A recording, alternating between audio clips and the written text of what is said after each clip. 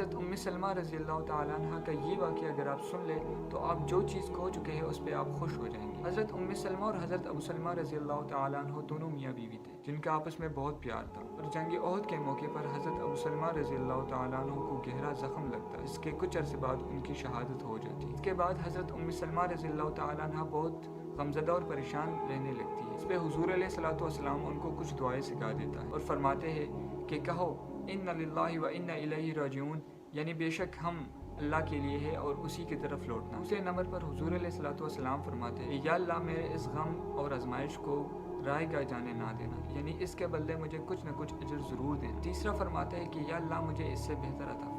उम्मे सलमा रज़ी अल्लाह ताला अन्हा फरमाती है कि मुझे समझ नहीं आती थी कि मुझे अबू सलमा रज़ी अल्लाह ताला अन्हु से बेहतर कौन मिल सके, लेकिन खैर अल्लाह के नबी सल्लल्लाहु अलैहि वसल्लम ने मुझे ये दुआएं सिखाई तो मैं मांगती रही। उसके बाद हज़रत अबू बकर सिद्दीक़ रज़ी अल्लाह ताला अन्हु जैसे बड़े बड़े रिश्ते हैं, मैं उससे मुतमईन नहीं रही, हत्ता कि हुज़ूर अलैहिस्सलातु वस्सलाम का रिश्ता मुबारक है। जब निकाह हुई तो फरमाने लगी बेशक मेरा रब बेहतर जानता है कि मुझे किस चीज़ से खुशी मिलती है। बताने का मकसद ये था कि हम में से अक्सर लोग कहते हैं कि मुझे फ़लाँ से बेहतर कोई नहीं मिल सकता, फ़लाँ चीज़ मेरे लिए बेहतर है।